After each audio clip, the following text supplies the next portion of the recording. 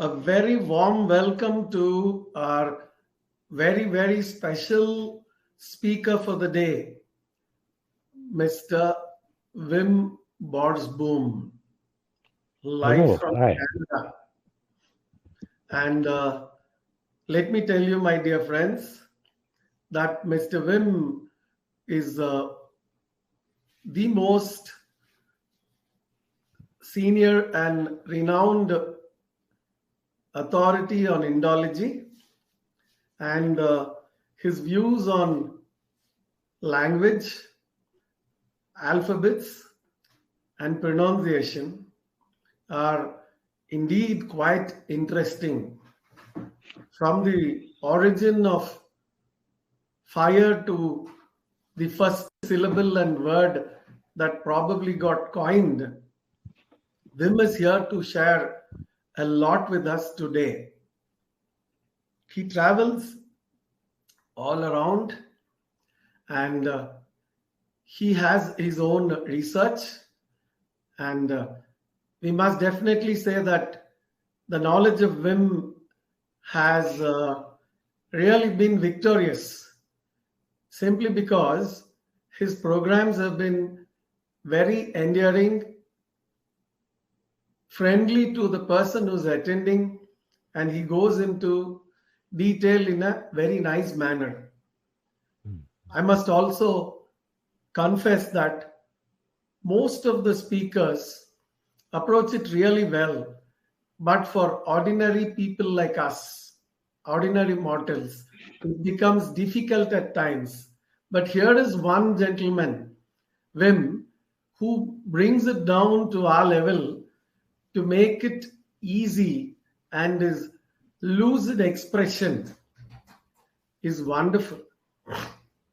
I was just wondering about the Indo-Aryan group of languages, the Dravidian languages, until I spoke with Wim.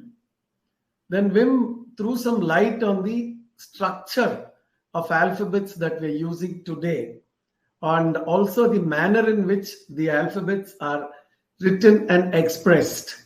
Like in India, in Tamil, we have the vowels separately and the consonants separately. It is a Dravidian language, group language. A, I, and then you get ka, nya, cha, nya. Right. Similarly, in Telugu, it is another Dravidian group language wherein you have ka, kha, ga, ga, na.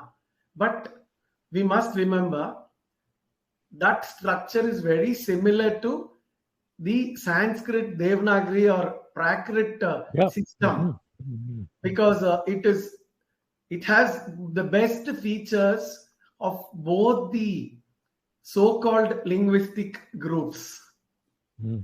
And when we look at the Roman alphabet or the English or the European alphabet, the 5 vowels are found in the 26 alphabet structure, but they are not together. A is in one place, E is another place, I-O-U, A-E-I-O-U. So these are, you have to search, and there are 21 consonants.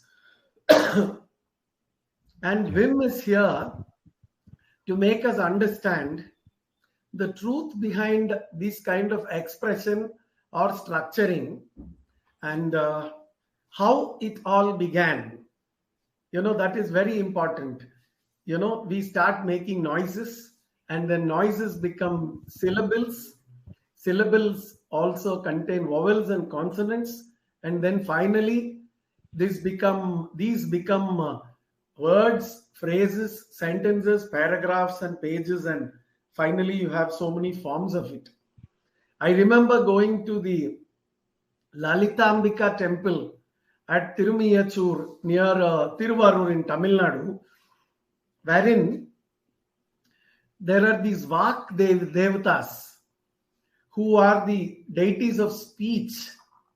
Thanks to their input, that the Lalita Namam, which contains 1,000 names of goddess Lalita, came out of that place.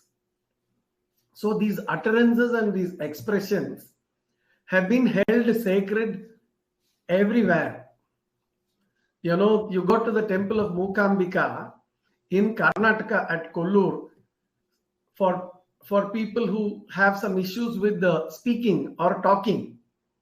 So talking and expressing in different languages has been part of our lore, because that is the best way to express. And we have here the best person in the form of Wim to help us understand this expression. Today there are so many issues. Some person says this language is more important. Another person says that is older. One person says this is classical. And there are, debates, quarrels, and court litigations also. And when we look at it from the mother language point of view, it's quite surprising to see some of the Iberian languages like Spanish and Portuguese being spoken as the mother tongue by a very huge number of people. And that is completely ignored. Whatever that I'm talking is connected to today because of South America and few parts of Africa. The Iberian languages are within the top 5 mother tongues in the world. As a mother tongue, it is a different number. As a spoken language, it is a different number. With the alphabet, it is a different language. With the expression, it is a different language. So languages are ruling our roost. Every language has its own time and its own period of popularity, specialization.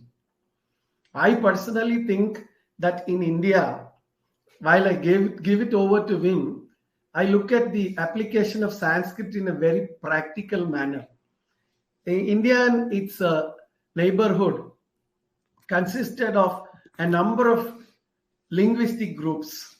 Suppose I were a professor of mathematics or say astronomy, I would write down my work in my mother tongue perhaps. But if it has to travel to a Gujarat or a Bengal, they will find it very difficult to use my language and my script. Therefore, there were translators those days who would translate, or I would also be bilingual. I would write my hypothesis or thesis in Sanskrit, and copies of that are normally made, and these copies are circulated. Once the copy reaches a different destination, another one person who is like a Dvibhashi or who knows 2 languages will translate it from Sanskrit to the local language. And thereafter, knowledge is shared and used. And this way, this common language called Sanskrit was very useful for the people of ancient and medieval India. Exactly what English is doing today inside India. Sanskrit had played a role at that point of time, and versification was made, and everything was slightly musical, because we tend to remember music and poetry better than prose. A song which runs for 5 minutes can be taken by heart in half an hour, but 2 paragraphs may take even a day. So the verse form was adopted, though it looks odd today. The verse form, the usage of Sanskrit, and because Sanskrit was being used in such a manner, the influence of Sanskrit is like a blanket on all the languages. Every language, nice. And every language has its input. So I want Mr. Wim to throw some light, and I hope that this becomes a series for all of us to watch. I will be listening in the same room, whereas Mr. Jagannathan will try to help Wim and the rest of the audience to watch the slides based on the request of Wim. Over to you, Mr. Wim. And we are very happy and I hope that everybody enjoys it. Thank you so much for being with us today. We're grateful to you on behalf of Veranda Club and YM. We're here once again to welcome you. Well, it's very nice to have, in your case, morning coffee. And here in Canada, I would have my afternoon tea, right? So it's good here to be at the Veranda Club, and I feel quite at home. Too bad we are not really sitting on the veranda, because that would be the nicest. I'm of course very grateful to have been invited to begin this series. We don't really know what is going to be in the future. We have some nice ideas, and we can cover a lot of topics. My interest. Let me first say some little thing about me. I happen to know a lot, but I also know an awful lot not. Right, so there is more that I don't know anything about than what I do know a lot about. Right now, I'm still a learner. I'm learning every day, and I very much learn from people that are actually very simple, because people that are very simple, they can actually really show you where a difficulty lies without beating around the bush, right? So I've been all throughout India, from to the richest people, to the highest level people, to the people that live in what we in Canada stupidly call poor areas.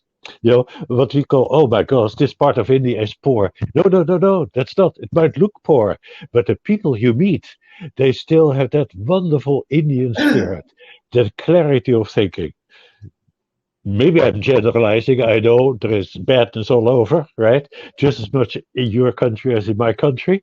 But the wonder is, and this is so nice about Sanskrit, there's this new movement where in India, the schools, the colleges, they all try to actually, what you just said about the blanket of Sanskrit, that is wonderful. They're taking this blanket and they're opening it up, and I hope they can cover all of India with it. Not so that the people will be underneath, but that they will be on top of the blanket and start to, let's say, communicate with one language. Uh, Indeed, Sanskrit. I will talk more about the wonder of Sanskrit as soon as we start talking about the. You said a very nice thing where you said it started with noise or with sounds, and then you gave that whole sequence. I mean, you couldn't have said simpler, because that is how it goes, right?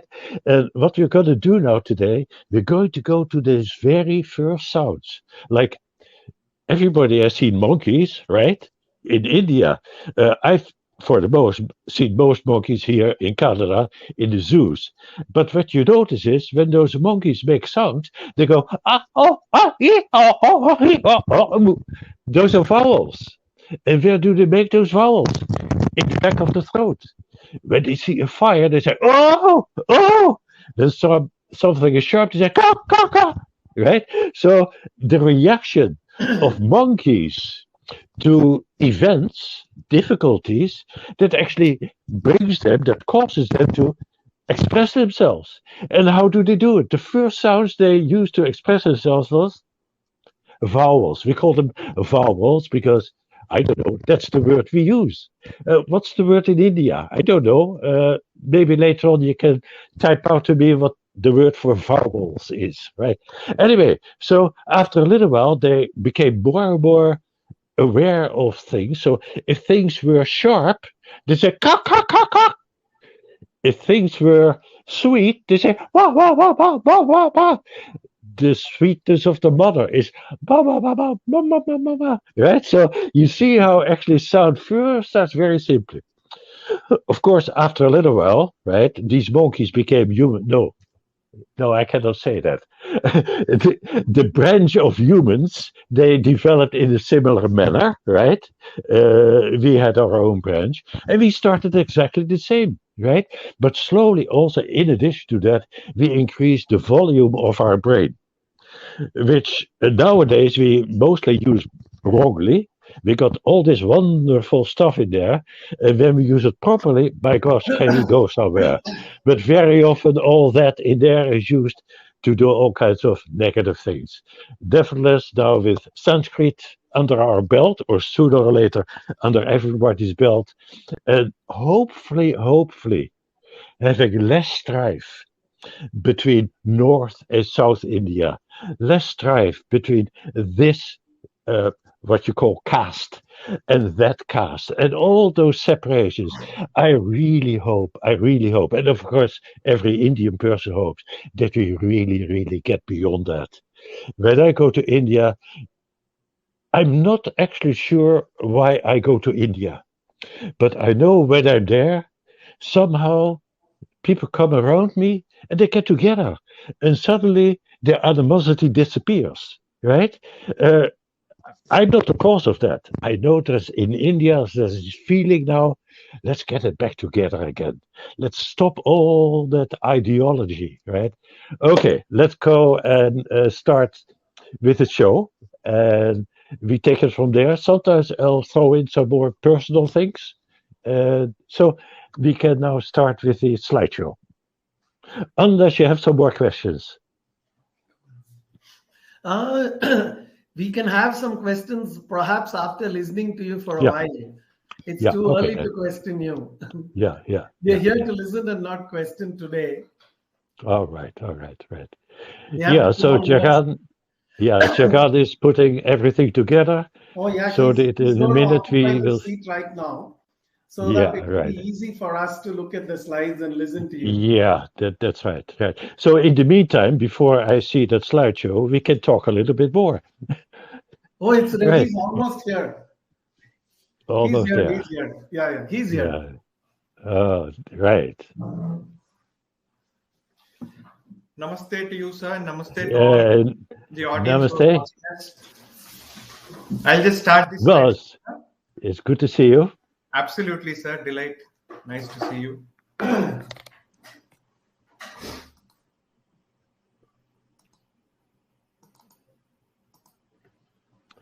Isn't it? Yeah, all right.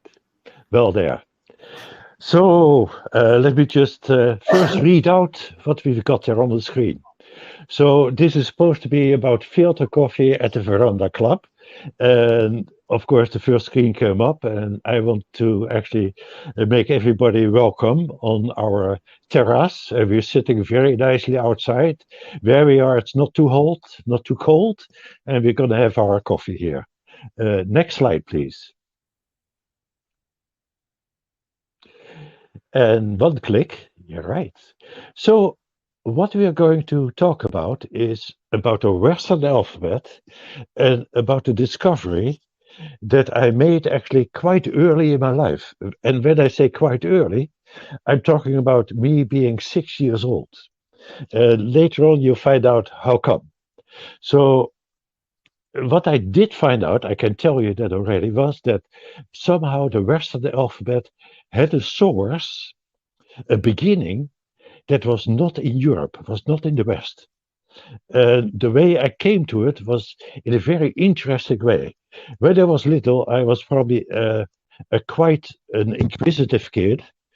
I must have actually have been a brat. Maybe I was a bit arrogant. I can sometimes be arrogant. I hope I'm getting better at it. No, worse at being arrogant and better at being nice, right? But anyways, at some point, something happened in the classroom, and I happened to ask a question, and that just opened up a wide world for me.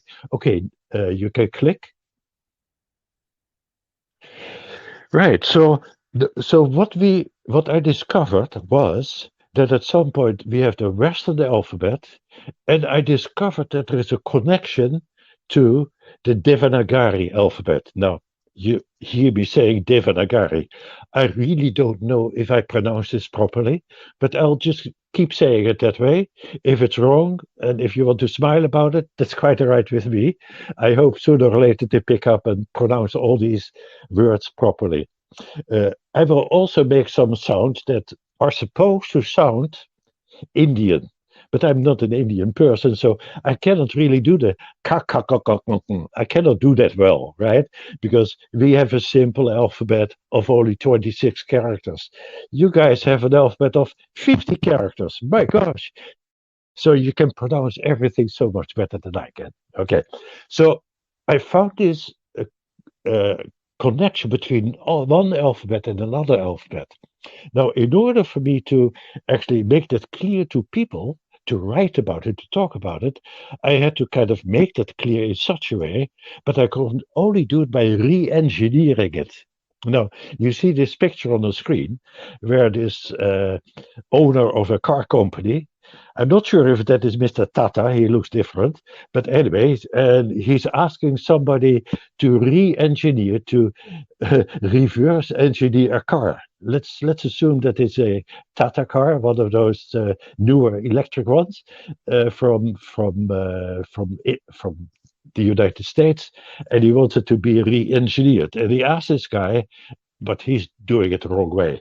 He's of course re-engineering it, but he starts with, with a big stone and turns it into this round rock. Now, in fact, actually, that's what I had to do. I had to go back thousands of years in order to find the origins of that Indian alphabet. And that Indian alphabet initially was not 50 characters. We can thank Panini for really expanding the alphabet to give more voices, more sound. We can thank and his predecessors, because Panini stood on the shoulder of people before him. He made a big name for himself, but he always actually referred to the people before him. That's nice. Anyway, so here we go now. We're going to start doing some re-engineering. There we go. Next slide, please. So, how and when then was the Western alphabet sequence of letter phonemes? Now, this is important. We are not talking about the alphabet like A, B, C, D. We are not talking about the shapes of the Western letters. We're talking about the sounds, the phonemes. The phoneme is like how you pronounce them, right? So forget about how they're written. Same thing with when I start referring to the Devanagari or the Sanskrit alphabet, I'm not referring to the way the letters are formed. They're beautiful, etc., etc. to learn. And for me, right, sometimes I learn them and I know them, and 3 weeks later I forget them again, and I have to learn it again. So, but we are not talking about that. We are just talking about the sounds, the phonemes. So keep that in mind. So then, how and when then was the Western alphabet sequence of letter phonemes, that string of letters, the mala of letters, right? How was that modeled after an ancient Indian abugida? The word abugida is like the same as ABC or abaga, right? So it actually comes from abacadabra, right? So in fact, the word abugida is actually an Indian word that in a way was influenced by Westerners, because Westerners talked about abacada, ABC, abaca, and then the Indians took it over because of the English, and they called it abugida, right? That's very strange. So it's a proper Indian word, but I'm kind of dubious about using it. Okay, so it was formed after an ancient, it could actually be 13,000 years ago. That's how far I've been able to go back in a very interesting manner. Okay, next slide, please.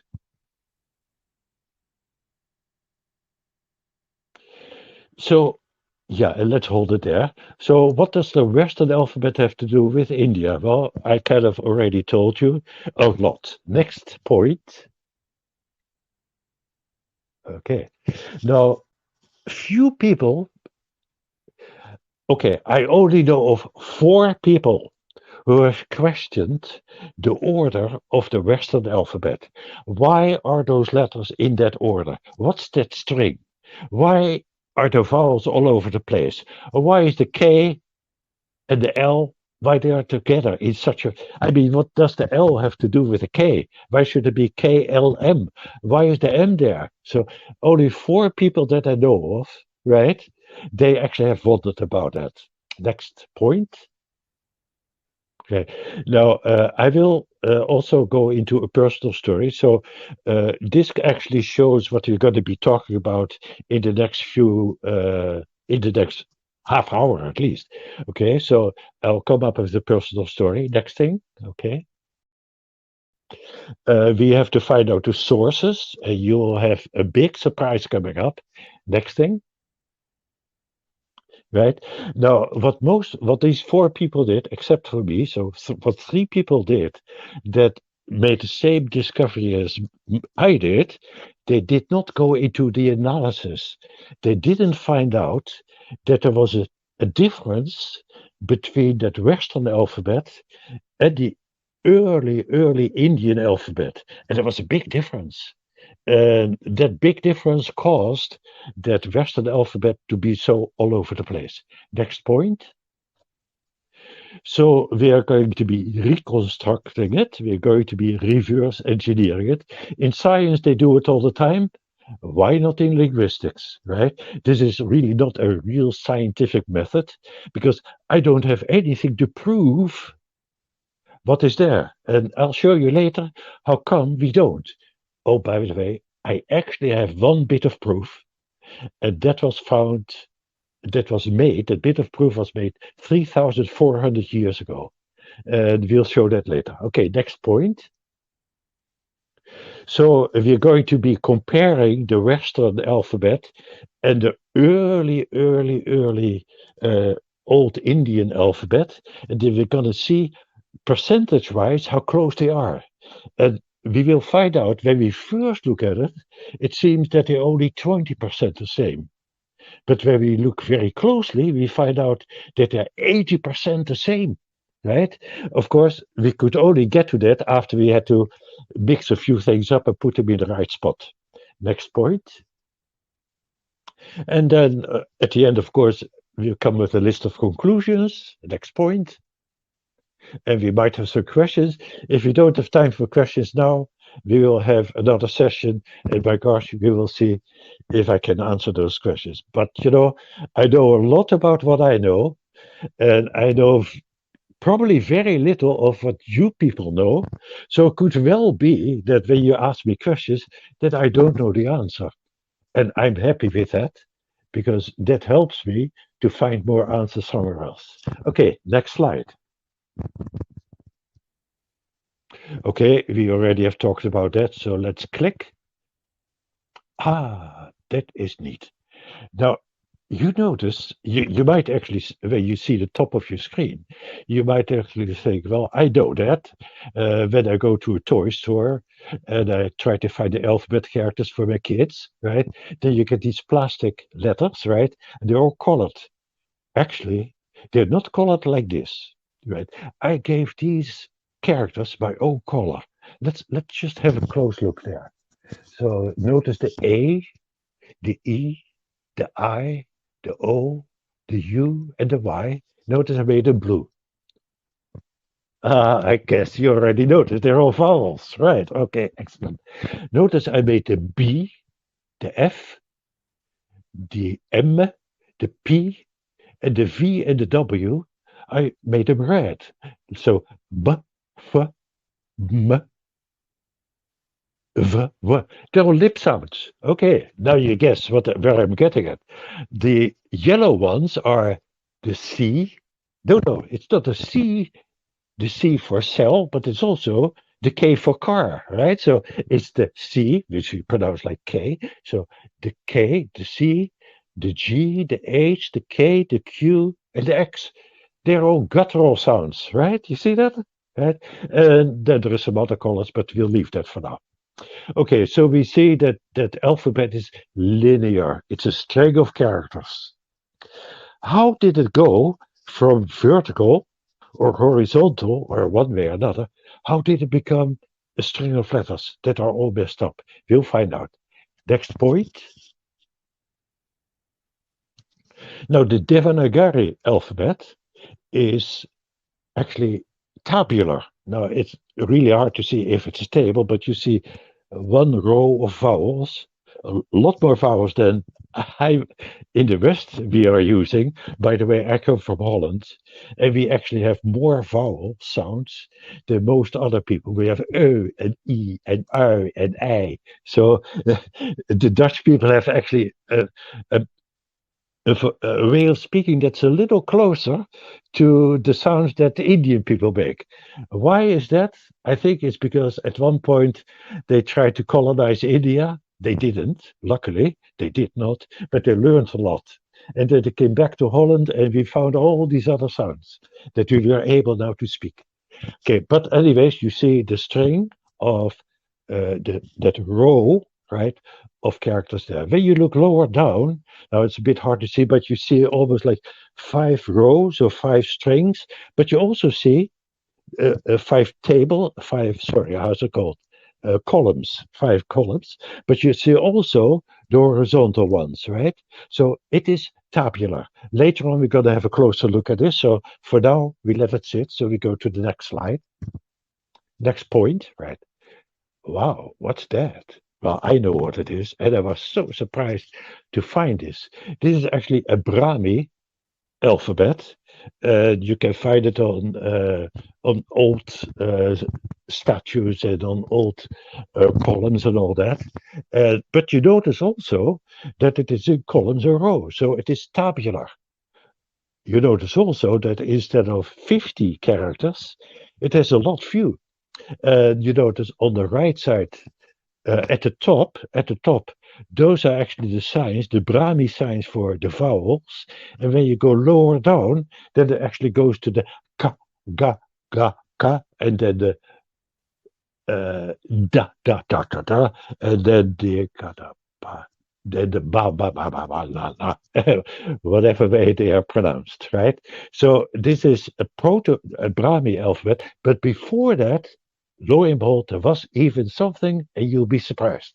Next slide. Oh, no, next slide. No, we leave it. The surprise comes later. Let's talk a little bit about my past, because that tells you how I got to this. So, next point, please. Right. So, in 1948, I was 40 years old, and I was lucky enough that my mother sent me to a Montessori school.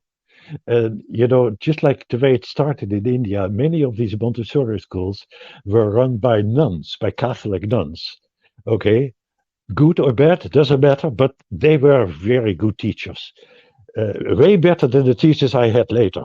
Anyway, when I was at this Montessori school, I very quickly learned the alphabet, right, in a different manner than other kids do. Instead of us learning A, B, C, D, we actually learned A, B, K, D, E, F, G in a different manner. We pronounced them differently, right? Then also, for us to learn how to write it, these nuns, or the Montessori method, had a very nice way of learning to write them. So they had these letters, like for argument's sake, the S, and they had these S letters, and they cut them out in the shape out of sandpaper. Why sandpaper? Well, then the teacher said, follow the S with your finger like that, or the W like that. Why did he do it? So that you would have the feeling of writing in your fingers. Just by doing that, you knew what to do with your pencil after. Okay, that's the Montessori method. Okay. So I quickly learned to read and write, which was not a big thing in Montessori schools. Next point, please. Right. Then, when I was 6 years old in Holland in those days, the Montessori school stopped at when you were 6 years old. By the way, my wife and me, we actually started our own Montessori school when our child was 3.5 years old. We started in the basement of a house. We bought the equipment. We spent a lot of money, and we had a nun, of course, an ex-nun, who was part of our school, and we set up this school. Right now, it's a high school. They actually teach meditation, and I hope they're going to start teaching Sanskrit. but we don't know that yet. Anyway, so I went to a normal school at 6 years old, and it's like stepping 10 years back. I had to start all over again. And, obviously, I felt a little bit, well, snobistic. Could very well be. Maybe not right, but okay, that's the way I was. So there the kids had to still learn the alphabet by rote, not like A, B, C, D, E, F, G. That wasn't done in those days. Oh no, times were serious. So we had to learn them by rote. So one time, one day, it became rather noisy. So the kids had already kind of learned to say the characters. The teacher would actually write the characters on the blackboard. She would have a stick or a ruler, and she would look at those letters, and the children would say A, B, C, D, E, F, etc. Of course, a couple of weeks later, then the class had to actually show that they knew the alphabet. So this one particular day, she said, okay, we're gonna all do the alphabet. And then the whole class started to do A, B, C, but it became pandemonium. It became just a loud noise. This teacher, who was pretty stern anyways, she put it on her desk and she said, order, order, order. Now, the English way of saying order is exactly the same as the Dutch way of saying order, except we say order and the English say order. Okay, and the word order is used in India too. I've heard it a few times there. All right. So now, what next point, please? So after it quieted down, I said, Miss, her name was Miss Gerbrands. Miss Gerbrands, why are the ABC letters in that order? Like, why are the vowels all over the place? She looked at me, and she probably didn't know that I knew the word vowels.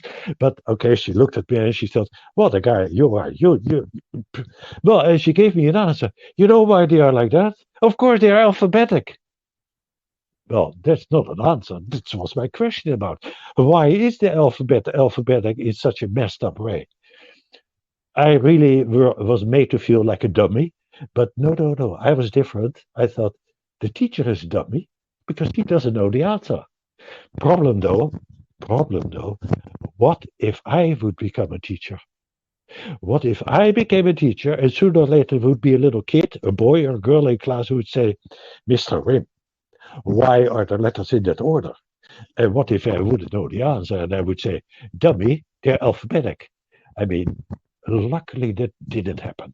Okay, next slide, next point. Right. Now, we immigrated to Canada from Holland in 1975.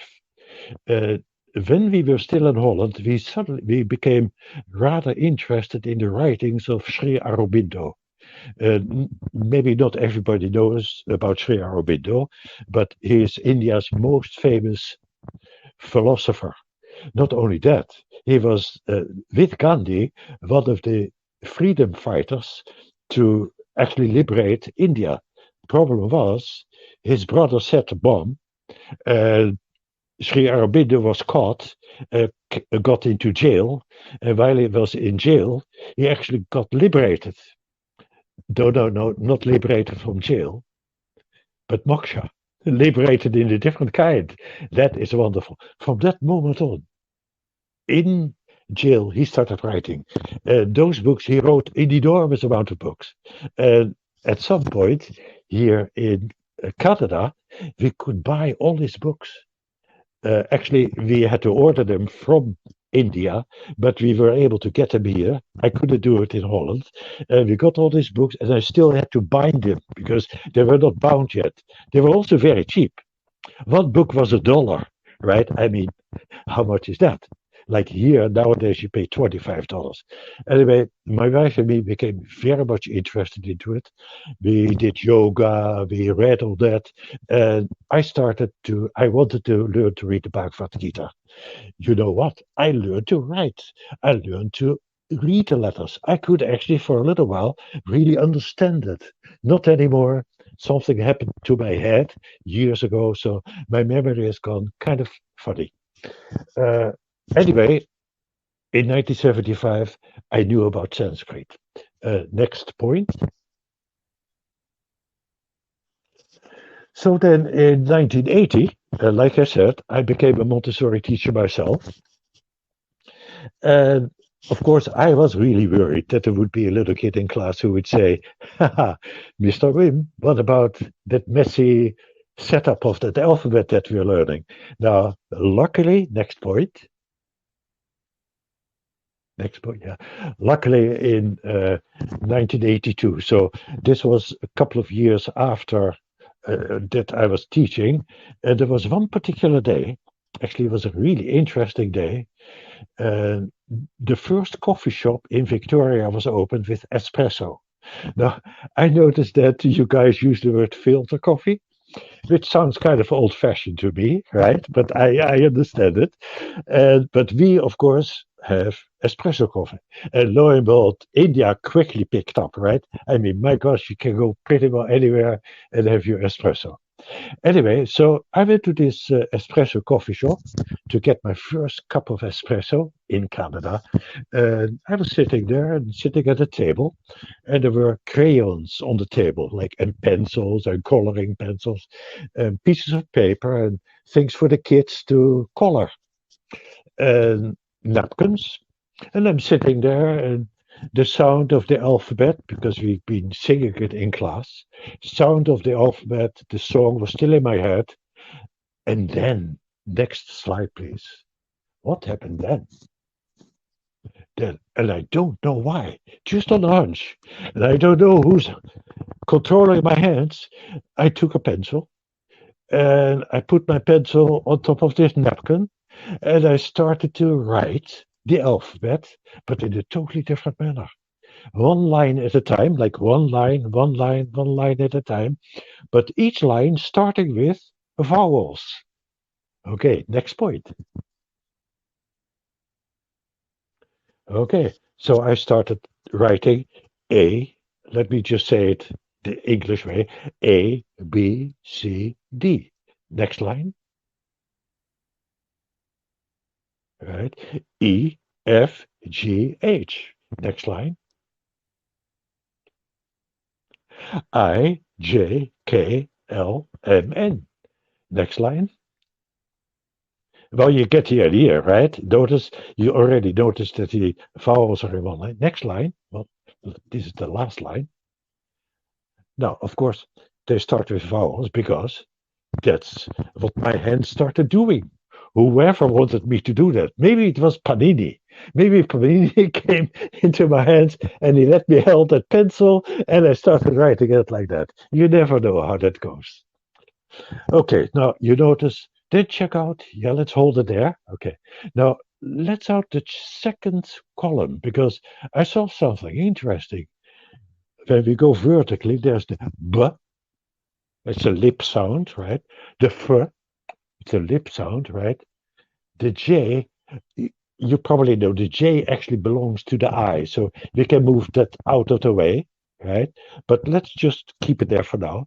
Then the P, right? It's a lip sound.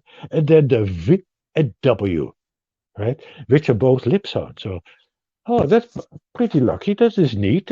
These are all what we call labials, right? We do it with the lips, labials. B, F, P, V, W. Oh, well, you've got that in Sanskrit too, right? You have that in your alphabet too. Now, that's a lucky stroke. Let's see the third column. C, no luck. C, G, Q. Well, no, luck. Look at that, because that C is also a K, like in car, right? So if we take that column, K, G, K, Q, and X. Hey, these are all guttural sounds. Oh, by the way, the vowels, they start in the back. And then in this case, what we see here, then we go to the lips, the B sounds. Then we go back again to the back of the throat, the guttural sounds, ka, ka, ka, ka, right, like in India. And then again, let's look at the next column, D, H, I, R. Oh, no, no luck. No, look at that. The L is a character that many people cannot pronounce. ask a Chinese person to say L or R, they can't. So that letter was introduced later. But if we take the M and the N, like the N, it's a dental sound. So the D is dental, the N is dental. And if we take the R and the S and the T, like r, st, they're dental sounds. Let's take the Y out because we got that from the Greeks, right? Look at the Z, the Z. My gosh, this is pretty good. So that fourth column is all dental sounds. So it's a tabular grid, like in Sanskrit, but not the same. Like, remember, I put them like this. Well, we saw previously like that, but you'll find out why Panini wanted me to do this way. You'll see it in a minute. All right. So fewer characters, only 26. The horizontal, vowels to the left. What did I do next? Oh, by the way, I came home after that and I told my wife, and she said, wow, that's good. Go have another coffee. Maybe you discover more. Anyway, next day I go to school and let's go to the next screen. Next slide.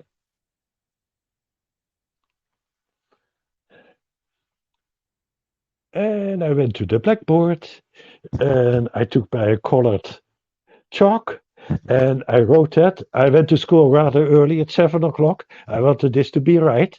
Of course, this is just made on a computer, right? But what I did on the blackboard was a little bit like this, not as good, but at least I put the letters there. I made this grid.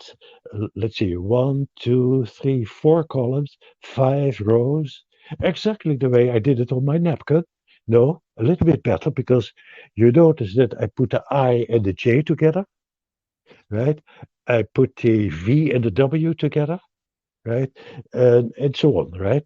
But also now you see how clever it was, wherever I got that idea from, to make the vowels blue, the labials red, because that way you see it easier, right? The guttural sounds, the throat sounds, yellow, right? And the dental sounds, green.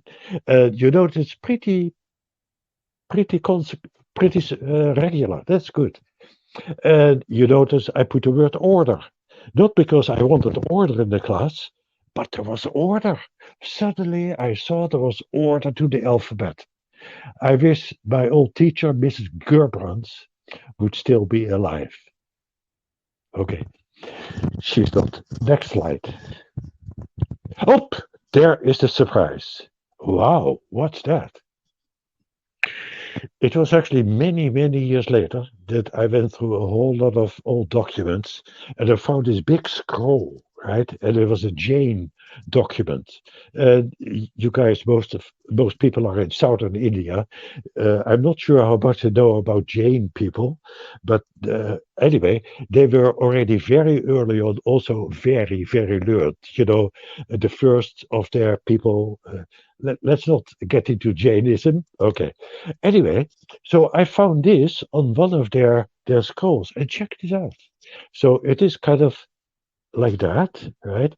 But if you put it like this, right, and if you transliterate the letters on this scroll, then you actually see that they're in rows and columns. And how many are there? 1, 2, 3, 4, 5. 25 characters. That's closer to 26. So when I saw this, I thought, wow, it's really good that we found out. Right? So in a way, we now have proof that sometime earlier on, and I don't know the history of this document, that is Jain people get it from. Maybe it went through the oral tradition first, then they started writing it out. So this is a very, very wonderful Indian thing. I wish I knew how old it was. Next slide. So I had to find sources. Now, there is a real bad thing that happens at some point. And you know who we can blame? The colonizers. No, not the British. For starters, we can blame the Romans. And the Romans were the mother of all colonizers, right? They started out in Rome, and at some point they got all of Europe, right? I mean, don't blame the English for what they did. They learned it from the Romans. Blame the English anyways, but all right. Anyway, the Romans at some point, they felt they were very much in competition with the culture and the science that was in northern Africa, in Egypt. And there is Alexandria, and Alexandria is named after Alexander the Great, the person who tried to colonize India, but luckily couldn't do it. He went there and he was amazed. By the way, Alexander brought a lot of Indian scientists back to Greece, and of course then they forgot that it all came from India, and they thought that they had invented it all by themselves, right? This is a very typical European thing, and I feel ashamed, right? I feel very sorry for us Westerners who always think that we are the first on the big kid on the block. It's not good. Anyway, so the Romans, they were in Alexandria, and they burned quite a bit of it down. First it was Julius Caesar, then after that it was Aurelian, and you see the dates on the screen. That wasn't good enough because of some other emperors. Christianity became all of a sudden important. Lo and behold, they did not like any paganism. So there was a Coptic pope in Ethiopia and in Egypt. And of course, he knew about this Alexandria library, and he thought, let's burn that down too, because it's all paganism. Then, in addition, came the Muslims, and they can be ruthless, and they were. So, after 642, there was nothing left of the library. Now, let's assume that those people wouldn't have done that. In that case, I wouldn't be sitting here talking to you, because in that case, everybody would actually still know from a still existing library that would probably still have all the remnants and the whole history of how the alphabet shaped themselves over time. Because the Alexandrians, they went all over the world and they collected everything.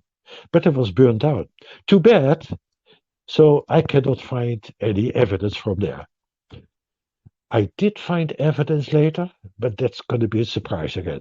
Okay, let's go to the next slide.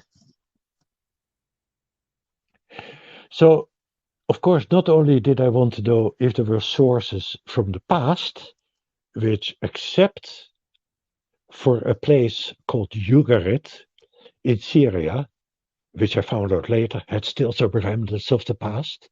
We get to that. But then I also wanted to find out, were there people before me? Now, of course, I would have loved to be the only person to have figured this out. Luckily, I found out that there was somebody before me. And that person was, you see it on the center of the screen, that was Mr. Vakankar. He's from India, and he wrote a little booklet. It's called Ganesha Vidya. And it's a wonderful, wonderful little booklet. It's got nuggets of gold in it. And he was the first one who actually saw that there was rhyme or reason to the rest of the alphabet. So it was an Indian person who looked at the alphabet and he made that thing that you see there above, that brownish thing, right? Yeah, he's pointing at it, right? And there you see the first column. Again, let me just get closer. Lo and behold, he did it the same as what I did. Maybe Panini was directing him as well. You never know. Good old Panini, right? By the way, I don't even know if I pronounce the word Panini well. Should I say Panini or Panini or Panini? I don't know, but you know who I mean. All right. Anyway, so notice that it's so well done. Now, it actually kind of looks like a periodic table. Many people know about the periodic table of elements, right, that we use for chemistry, and this is kind of like it. I believe actually he used that word. All right. Okay, wonderful. Now, before him, though, there was another person, L.A. Waddell, and he actually lived in India. I believe he lived in India, and he wrote this book, The Aryan Origin of the Alphabet. Now, when he used the word Aryan, he did not mean the German way of Aryan, like the Hitler. No, no, no. He actually used the word Aryan, not even with the sense of, like most people think that Aryan means noble. No, no, no. Maybe we'll talk about it in another session. Literally, the word Aryan means lands people, people of the land, the people that live on the land. Like we are here, we are the people of this land. The word Aryan and agriculture and area and acre, all those words come from the early agricultural civilization that started out in the Indus Valley, right? So that's actually first where the word Aryan comes from. Eventually, of course, these people became very important, and they were noble. They were noble people. They were not just your second or third rate farmer, right? As we have here in Canada. No, they were people of knowledge, because agriculture had to be invented. To invent agriculture, that's not a simple thing, right? So now we think, oh, right, you put some seeds in the ground. No, no, these Aryan first inventors, they were top of the class. They were nobility. You get the idea, right? Okay, so that's why I called it the Aryan origin of the alphabet. And to the left, you see a couple of his examples. This is done by hand, so pretty good, right? So I was so happy that from this point on, I could now quote other people. And you know, in scientific world, if you cannot quote anybody else, nobody is going to believe you, right? You should not be the first kid on the block, right? Such is the way. So I was so happy that I was not the first one. In a few years ago, about 5 or 6 years ago, I went to India and I met a wonderful person, Rajendra Gupta. In 2012, he actually came with, this is really neat. He wanted to actually recreate, so to say, a periodic table of sounds. And he started with all the sounds. Where did he live? In New Delhi, yes. And he started with all the sounds that are currently used. And you notice he made this scheme, and you see a lot of sounds there, but you also see the white spots. And those white spots, he wanted to fill them in. Now, let me say something that is so important. So let's assume that the earliest sound that we made were just 20 characters, 20 vowels. Let's just assume that. Now, if you have only 20 sounds to speak, you can only express a certain number of moods, a certain number of words, of ideas, right? If you later on develop more, you get more knowledge, you need more words, you need more sounds, you need more letters, right? Now, so it's so neat that in India they started simply, and when you follow that sequence of the number of sounds that were added and added, you can also follow the increase in the scientific development, the increase in the words that Sanskrit needed to have. So it is not so that you can say, oh, all of a sudden there was Sanskrit with all the words, No, no, no. We actually know from Panini, who was an etymologist, that was not the case. No, I know. Many people say it's a language of God. It came like one block of knowledge. Well, sorry, life doesn't go that way. You know, all these things is being found out by people, by scientists, by the most intelligent people that slowly over time build it up, and then they come to a point like Panini, and Panini they put them on the pedestal, and we forget about all those guys before him, and we say, oh, God gave it to us. Yeah, very divine people gave it to us. Let's say it that way. Okay, so what Mr. Gupta wanted to do was fill in all these other spots, right? So that he would get all the sounds that we as humans can make, like the Dutch sounds like I and and ui, that they would be fitted in there. This is how far he got. I'm not sure how far he is right now. He's got a website, and I would say if you find that name, check it out. Check it out. Next slide. By the way, just how are we doing for time? How are we doing for time? No issues, sir. You can Right. you can carry on. Okay, then we go on. Well, so we've already had a look at this. So we now understand that the alphabet simplified, because this is a little simplified already, that it had 4 times 5, 20 characters, main characters. Next slide. Right, so now we have a closer look at the Devanagari alphabet, and you notice the lines that I drew, and the top line that goes up like this, it points at the word vowels. Okay, great. Then you see 3 more lines.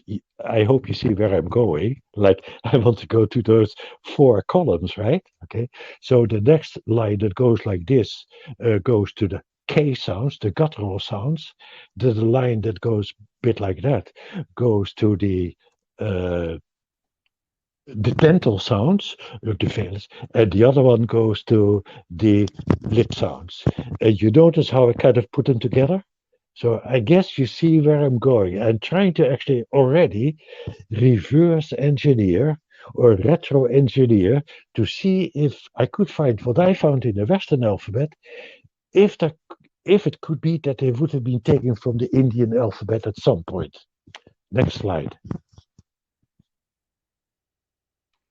So this is where I got, right? So now you see the same colors, blue, yellow, green, and red, or purple. And then you see the Western characters like A, E, I. Notice I didn't put the O there because that O is, it's a, you don't see it, there is no real character for it as such, the way it is in the West. Okay, then you see the Ka, Ka, Ga, Ga, Ga. There you see ta, ta. Okay, you people, maybe, Jagan, maybe you should pronounce it. That would sound better than if I do. Right, but you see the columns, right?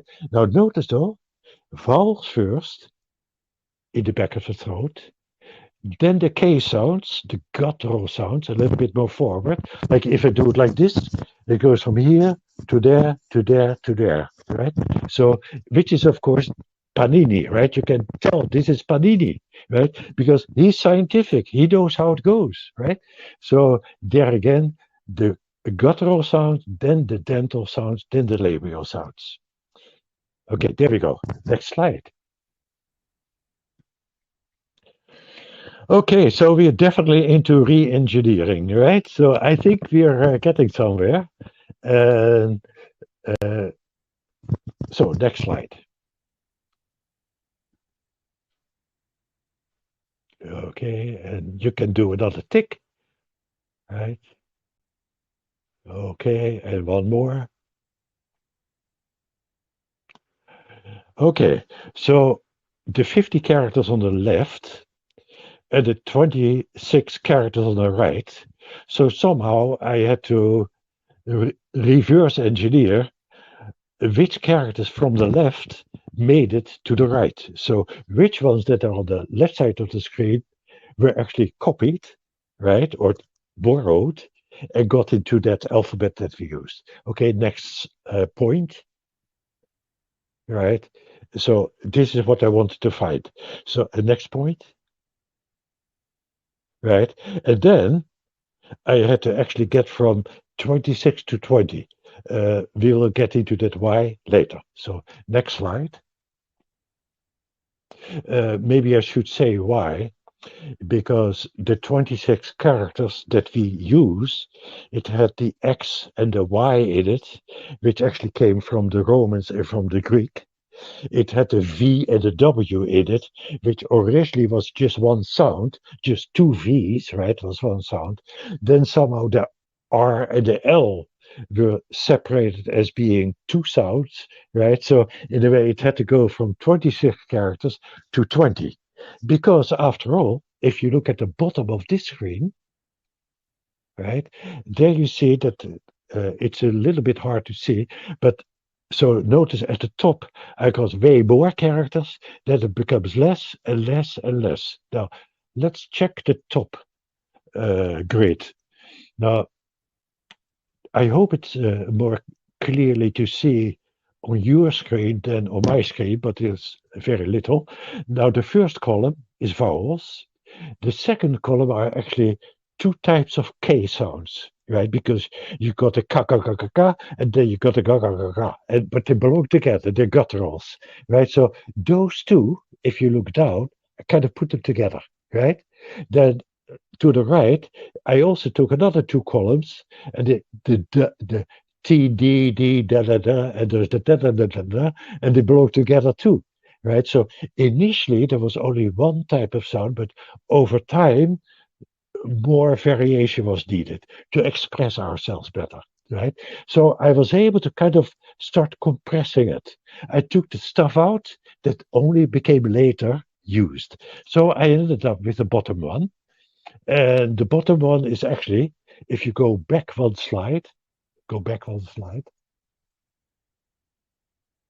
So the bottom one is like the one that you see, the colored one that you see there at the bottom right, right? Except this one is in color and the other one is not. Next slide. Right.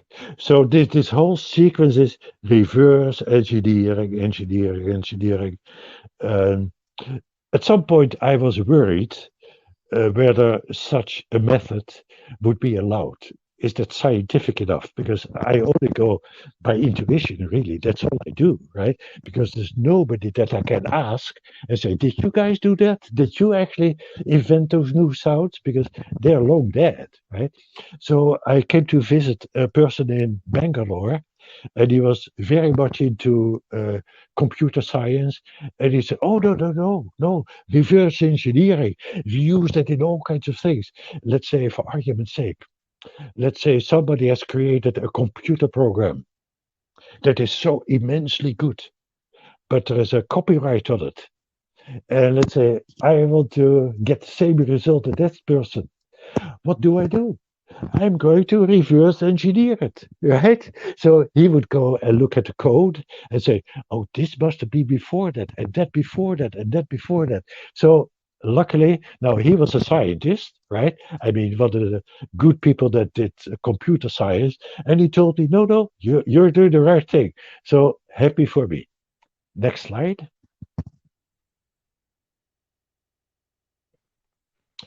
Now comes a very interesting thing.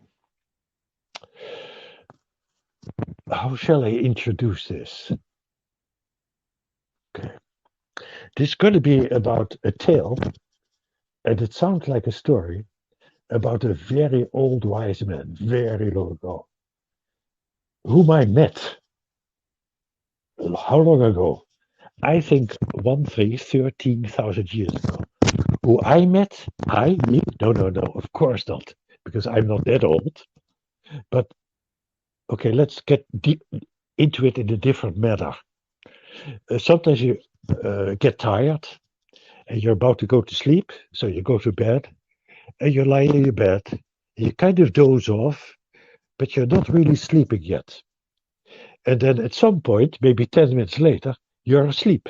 Now, in between going to bed and falling asleep, there is a period that certain people, not everybody, but many people have that, and that period is called hypnagogic period. It's a like hypnosis, right? You get into kind of a visionary state where if you're aware, I mean, you have to learn this a few times. If you're aware, you start seeing things. They're called hallucinations. No. They're not hallucinations. You actually start seeing things that might be memories from the past, your own past. That might be memories of what your mom or dad did and you had seen that happen. Or it might actually be visions or things that happen somewhere else, somewhere out in the world. In a manner of speaking, you could say that people that are called clairvoyant, Now, I know what I'm talking about is not very scientific, but I really hope to get this across. So it is possible for people that are not clairvoyants at all, but to get into some certain kind of mind state where in between they get into a mode where suddenly history becomes available. That is nothing new in India. Many of you have heard the word Akashic memory or the Akashic records. Now, originally, that is not an Indian invention. It actually came from a lady, Madame Blavatsky, and this Indian lady, no, sorry, Russian lady. And Madame Blavatsky and some of her students eventually ended up in India, and they became part of the Krishnamurti movement that came out of it later. Anyway, those people, and they were Westerners, but they were very inspired Westerners. They were not like the British people. And they really, really understood India very well. These people, they were odd people. I tell you, they were odd. But nevertheless, it's good to be odd. Right? And they found out that it's possible to get access to the history of the universe, to the history of space, to Akash, to the Akashic records. Now, so one night, I'm deeply into researching this, deeply. I mean, you can imagine that I'm reverse engineering like crazy, right? Like crazy. And poor wife of mine, right? She had to live with me for a while because I was only thinking that way. So I go to bed. I'm not falling asleep. Takes a little while.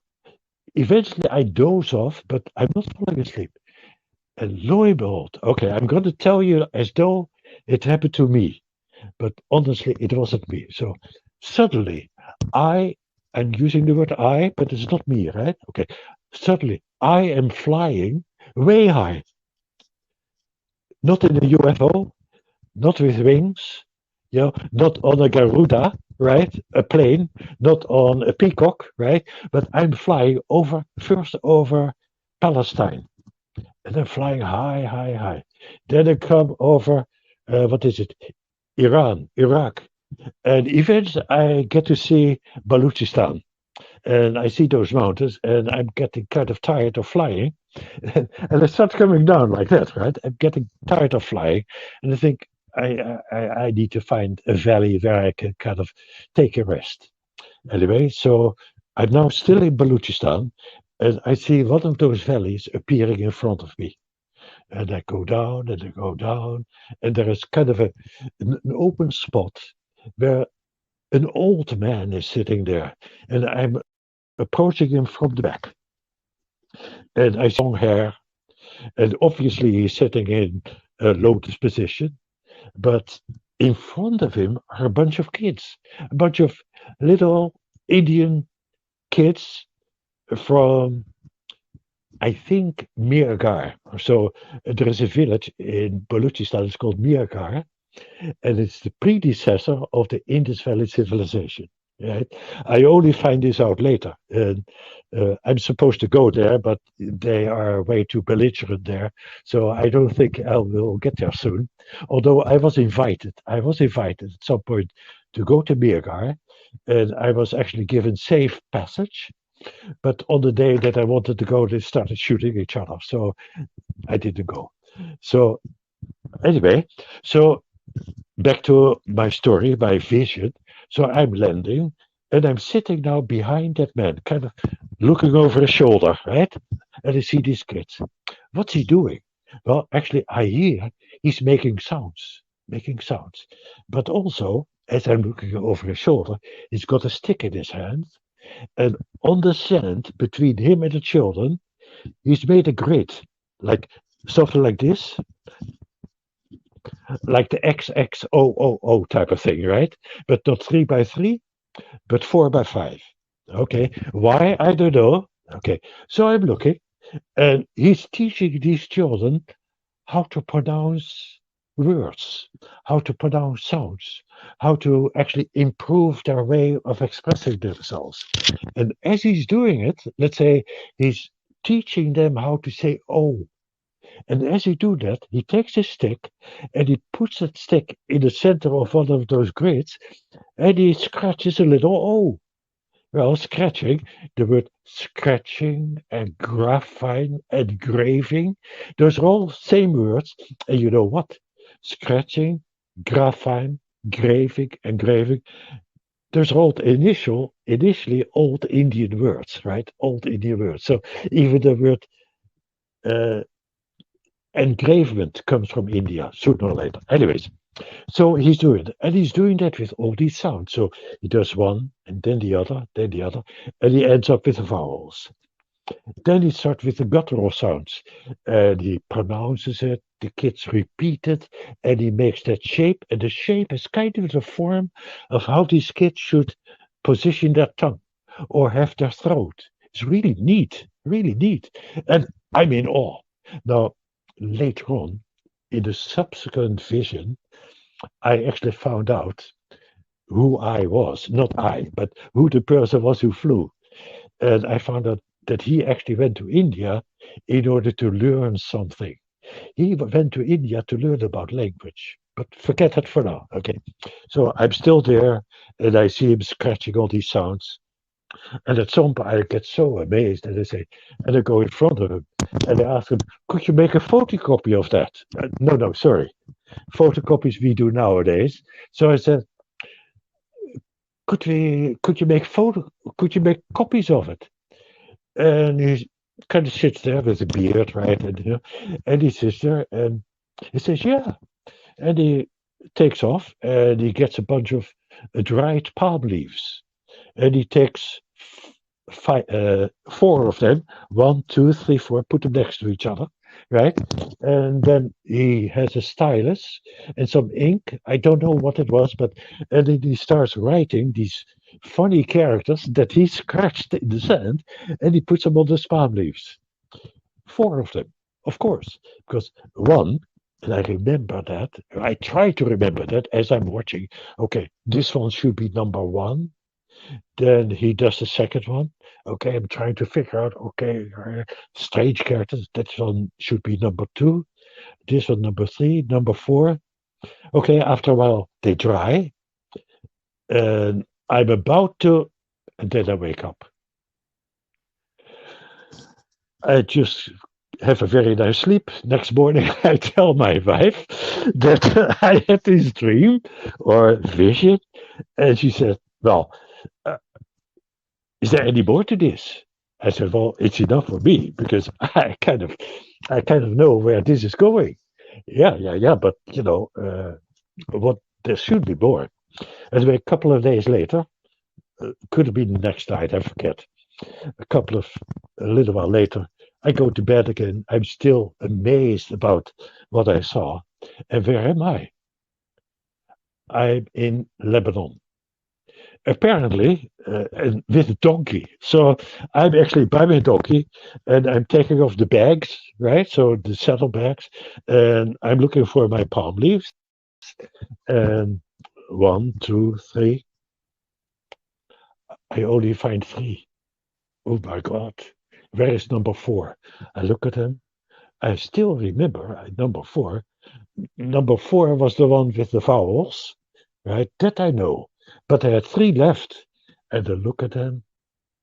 But I forget in which order.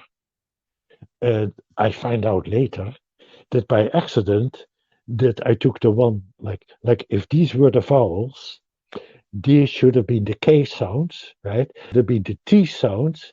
These should have been the P sounds. But by accident, I took this one and put it in front of the other one. I didn't know, of course. I didn't know. I was just guessing. I must have been a linguist because I also was teaching this because I had learned so much in India. And I thought, well, all these people here in Lebanon or whatever it was called, they pretty well should know about this.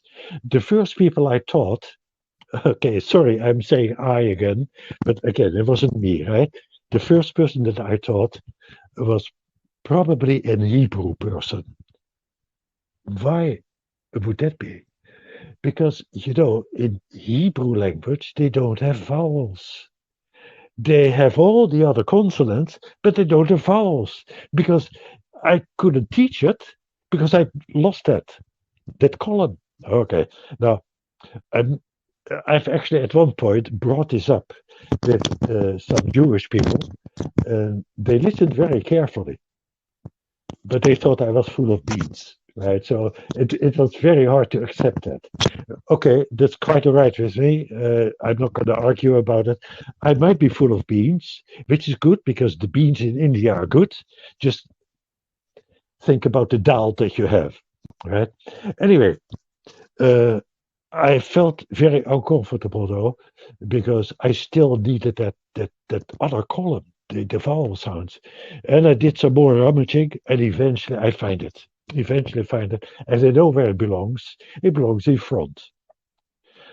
The thing was, okay, let me see how far am I. So I did pretty well everything here. So teaching children writing, scratching letters in the sand, visiting from the west, copy paste, palm leaves, returning home, Syria, and errors in the mission. Okay, I just told you about the errors that I made.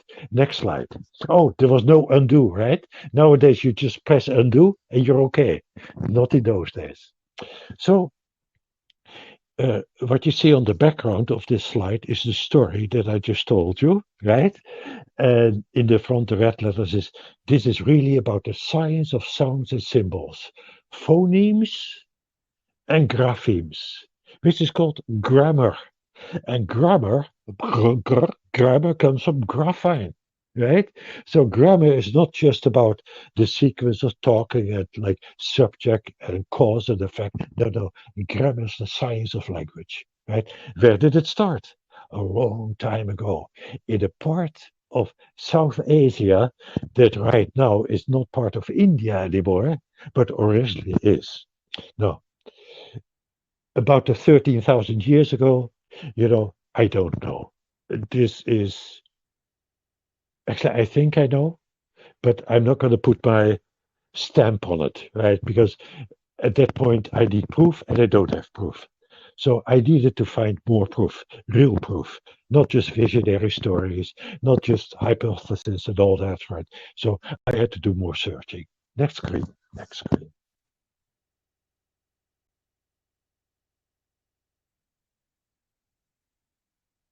So it's a tale of the errors and omissions. So next point. So the learning linguist on his way home and the aftermath, next line. Right. So he temporarily loses the vowels. Now notice on the right side of the screen, I took that Brahmi alphabet, right? And it's pretty hard to see, but you might actually notice the darker lines and all that. And at some point, the Brahmi alphabet had all the lines in proper order, right? They had not made a mistake. Of course not, because it's Brahmi, right? So I started using this as a kind of a reference point to see how close I was to being right. Okay, next line. Okay, so I accidentally placed the labial ones in front of the other two. And next line. And then I find the vowels and put them in front of the other three. Right? And of course, big mistake. But no undo. And I didn't even know that I made a mistake. Now, time after that, more errors came in. Next point. Right. So, for one reason or another, so initially it was tabular.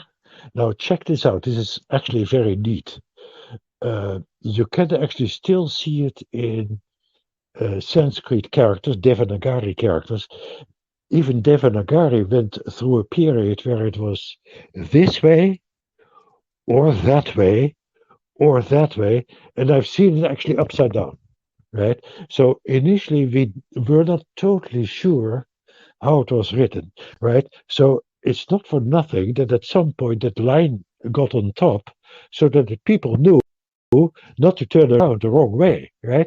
So that was kind of a way to make sure that these things lined up, right? Okay. Interesting idea. I kind of have to prove that is so. I talked to a few people and they said, yeah, you might be on the right track. So, but let's say it that way. Okay, good. So at some point then, this grid of characters that the Western people, that when I was this guy who flew over to Balochistan, so eventually they turned that thing sideways. So instead of like the vowels here, it turned it like that, and they started reading it like that, like one line, then the other line, like A, B, C, D, E, F, G, H, and then they turned it into a string. That's how the string developed from this grid of a number of lines, right? 5 lines each. Isn't it neat, right? So obviously there were other characters that have been introduced, like I said before. Those were introduced by the people from Greece and Rome. Okay, next one. Okay, now the line above it says Cunia Lilia Alpha tablet found in Ugarit. My, what happened? So I needed proof. Couldn't find it. I get into the internet, and the wonder of internet is that you can find anything, right? You type something in, and then for one reason or another, I typed in what was there before Alexandria, and the answer was they found tablets in Lebanon, in a little village called Ugarit. Thousands of tablets, thousands, and mostly had to do with accounting. But there were a couple of tablets that were about writing. That is the one I found. Right. So then the Greeks, they added some more. Okay, let's go to the next slide. Next slide. Next point. Okay, let's bypass. Here I'm trying to show on the left, you see how it should have been.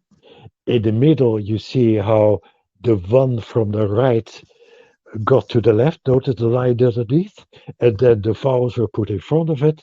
And on the right side, you actually see the result with the mistakes, right? So it's a bit technical, and notice that it took time. Notice actually there is a dating, like the one was in 3500 before present, then later, and then later again. But that's all a result of that reverse engineering. Next slide. Okay, next point. There it is. Now, that is that tablet, and it's about 20 centimeters long, like yay long, and it's got the alphabet on it, but in cuneiform. Now, it's not the same cuneiform as they have in Sumeria. It's different, right? But, and I don't read this one. I was at some point able to understand and read Sumerian. When I saw this, I couldn't make any sense of it. By the way, I'm not good at Sumerian anymore either. So I'm getting older and I start to have to rely on what I wrote before. Anyway, when you look at the little rectangle underneath, you notice those red circles, and those red circles are the A, Ba, Ga. But they are the wrong order. Notice that the B is before the G. It should not be there. It should be behind it. So this means that this 3,400 years ago was made after the mistakes. So the only thing I can say is that the original modeling of the Western alphabet happened before 3,400 years ago. When? I don't know. We have to go to Alexandria and start digging, hoping that the library comes back again, but I don't think that is going to happen. Okay, so the earliest alphabet, we officially call it an abecedary, ABCdary, abecedary, right, was found in Ugarit in Syria between 1400 and 1200 before current era. Cuneiform, It was a clay tablet, baked clay, just like what they did, of course, in the Indus Valley with the Indus Valley tablets, right? And it was read from left to right, but from left to right, line by line. And actually, when you look deeper into it, so underneath on the lowest rectangle, I put them in that order, and the mistakes that we have in the